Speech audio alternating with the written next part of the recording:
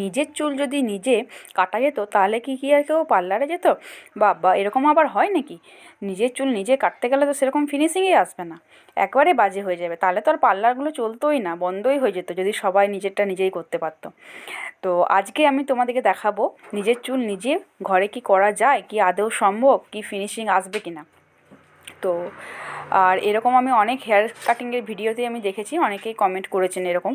তো যাই হোক, সবার বাজে মন্তব্য নিজের কাছে রাখাই ভালো। তো এবারে তোমাদেরকে আমি দেখাবো কি করে নিজের চুল নিজে ঘরে কাটবে। আচ্ছা, প্রথমে আমি নিজের চুলটাকে একটু হালকা স্ট্রেটনিং করে নিয়েছি। তো সবার ঘরেই এখন স্ট্রেটনিং থাকে, তো যদিও স্ট্রেটনার না থাকে, তো স্ট্রেটনিংয়ের জন্য তোমরা এক কাজ করতে পারো, ভিজা চুলেও তোমরা করতে পারো। ভিজা চুলে করলে কি হবে, তোমাদের চুলটা সেই সময় স্ট্রেটই থাকবে। তো আর কার্লি হেয়ারে কি হয়, একটু প্রবলেম হবে। তো সেই জন্য হালকা স্ট্রেট করলেই হবে। দেখতেই পাচ্ছ আমি খুব একটা স্ট্রেট করিনি, হালকা স্ট্রেট করেছি। এরপর কি করছি, ট্রিমার দিয়ে পুরো সমানভাবে দেখেছো চুলটাকে সামনে নিয়ে এসে কীরকমভাবে আমি কেটে নিলাম। এরপর কাটার পর ফিনিশিং দেওয়ার জন্য একটু একটু করে দেখেছো ট্রিমারটাকে আমি যেরকমভাবে চালাচ্ছি ঠিক এরকমভাবে চালিয়ে জাস্ট হালকা লেয়ার, এটা না দিলেও চলে কিন্তু এটা দিলে একটু একটু ভালো লাগে জাস্ট।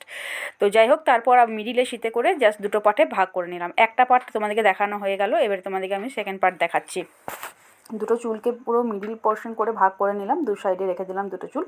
এরপরে দেখো একটুখানি ফিনিশিং দেওয়ার জন্য, খুব বেশি চুল এবার কাটবো না, জাস্ট হালকা করে লেয়ার দেওয়ার জন্য। দেখতেই পাচ্ছ আমি চিমনিটা কেমনভাবে ধরেছি আর হাতটা তোমরা দেখে নাও। আর কাঁচিটা, এটা কাঁচি দিয়ে করলেই বেশি ভালো হয়, কারণ ট্রিমার দিয়ে কাটলে এটা কি হয়, বেশি কেটে যাওয়ার চান্স থাকে। কাঁচি দিলে একটু একটু করে কাটবে।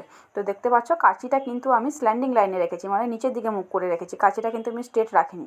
এরকম একটু একটু একটু একটু করে কাটতে কাটতে কাটতে কাটতে পুরো চুলটাকে একদম নিচ পর্যন্ত হালকা হালকা হালকা করে কেটে এই যে লেয়ারটা এরকমভাবে দিয়ে নিতে হবে। ঠিক বাঁ সাইডের মতন ডান দিকেরটাও লেয়ারটা দিয়ে দিতে হবে সেম।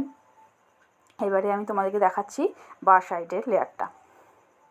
তবে ডান হাত দিয়ে বাঁ দিকের লেয়ারটা কাটতে খুব সুবিধা হয়, কিন্তু বাঁ হাত দিয়ে ডান দিকের লেয়ারটা কাটতে তোমাদের একটু অসুবিধা হবে, যেমন আমারও হয়েছিল একটু অসুবিধা।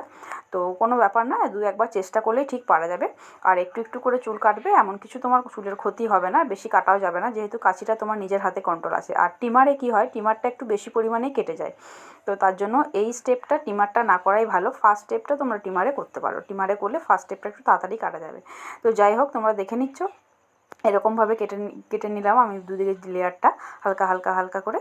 এরপরে আমি দেখো চুলটাকে তোমাদের সামনেও দেখাচ্ছি পুরো ব্যাক সাইড করে।